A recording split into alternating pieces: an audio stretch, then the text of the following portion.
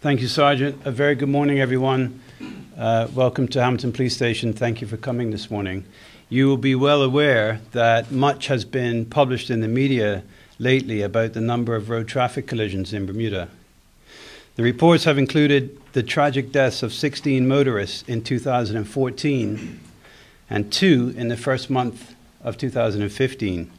They have included observations about the long-term effects of serious injuries resulting from collisions, the costs attached to healthcare and insurance, and the high number of collisions relative to the size of our population. The data shows that in the 7-year period between 2008 and 2014, 29 lives were lost to gang and gun violence, while 86 lives were lost on our roads. At a ratio of 3 to 1, we believe that a long-term solution that has national support is critically important. This is not a new problem, but it clearly needs a new solution. We have been reporting on the development of the BPS road safety strategy that I'm very pleased to present to you this morning. It's a broad-based plan that proposes a collective approach to road safety across a wide field of government departments and community groups. It acknowledges that traffic collisions in the main result from poor decisions and bad driving behaviors. Accordingly, the plan places an emphasis on the personal responsibility each driver and rider in Bermuda has to drive safely.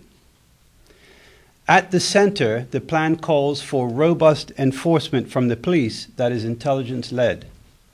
We will target the drivers and the behaviors that present the greatest threats to safety on our roads. And we will conduct the enforcement in the areas where the dangerous driving occurs most frequently. But the police cannot be everywhere at the same time, and Bermuda cannot police its way out of this problem. In addition to enforcement, the strategy provides 2 other opportunities to engage drivers and influence changes in their own behavior. Firstly, at the front end, prevention and education must be created to help make safer drivers. Secondly, at the back end, rehabilitation must be designed to deter traffic offenders from reoffending. These 3 areas of approach, education, enforcement, and rehabilitation, are designed to work in concert with one another to provide multiple solutions from across the full spectrum of our community. The strategy has one single main goal: save lives, by reducing collisions and making our roads safer. Driving is a learned behavior, and the culture of driving relates to people's attitudes towards driving. The solution is not punishment in isolation.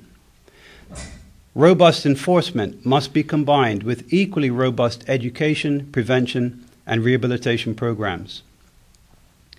Good driving habits must be relearned, and good decision-making must be encouraged.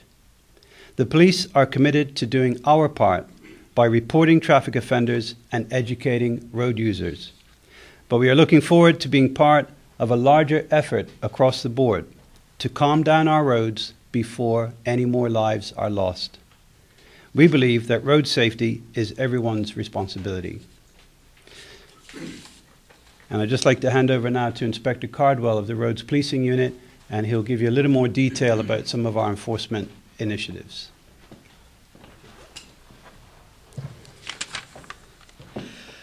The road safety strategy identifies a clear police-led role.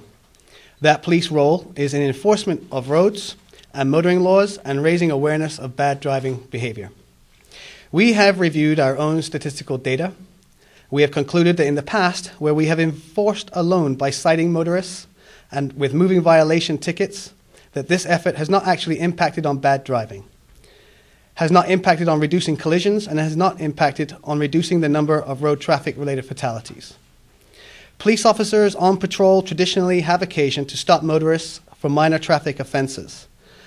Those minor offenses are at times disposed of by the officer exercising his professional judgment and warning the offending motorist about the offense committed and giving advice. The offender is not placed before the court. We believe that we can have an impact on reversing the current trend of bad driving behavior currently being experienced on the roads by the motoring public through higher levels of engagement of this nature. In aiming to strike a balance between enforcement and raising awareness, the Bermuda Police Service has introduced a motorist advice notice. This notice will be issued to a person who has committed a minor traffic offence, and where the officer believes through his engagement with the offending motorist that the offender has accepted the advice offered, and the officer believes it would be appropriate and proportionate to exercise his professional judgment by not placing the offender before the courts. We have created an internal system to record instances where officers have exercised their professional judgment for future reference. And in the event another officer might come across the same motorist for the same offence and might be considering issuing a motorist advice notice.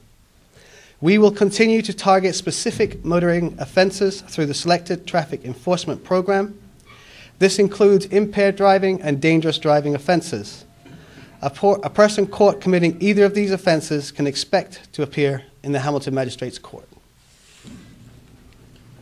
Ladies and gentlemen, we now entertain any questions on the floor. Commissioner, see here where you say effective use will be made of the newly installed and approved CCTV technology. Is this in place as we speak? No, not currently.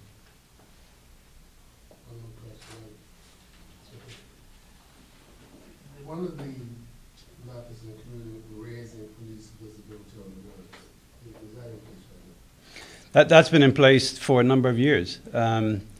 Certainly when we shifted gears towards a gang and violence approach, we put more police officers on the street. So, in terms of numbers, we've had more visibility just in terms of patrol officers, community action teams, firearms officers. There are more police officers out there.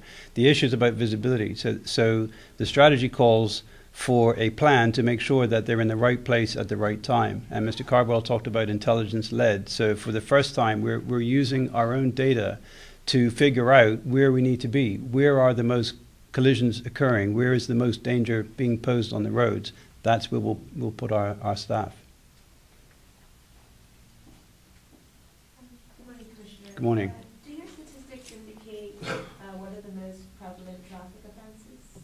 I think I'll defer to Mr. Cardwell for that. He might be a little more familiar with the information. Yeah, I mean, certainly from our statistical data, when we look at the offences that we engage the public for, speeding by far is the biggest. And then the offences that follow closely after that are offences usually associated to inattention.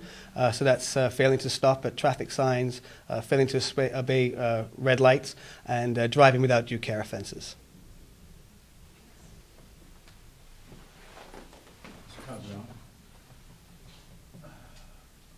What happens if you have a particular officer, I'm talking about if you're kicking him out the door, given a break, I guess you can say, what happens? How does that officer put his personal feelings on the side if he has something against an individual? And quote unquote, you are human. What happens in that incident like that? I'll let the inspector give his view in a second. I just want to say, this is not a new thing.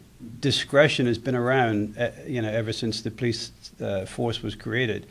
What we've done in the strategy is codify the approach to say we are not looking to just book people, but can I just advise, it's not a break. We're not giving people breaks. What we're doing is taking advantage of an opportunity where the motorist demonstrates that, you know what, they get it. They accept our advice, and they're going to make a conscious effort to change their behavior in the future.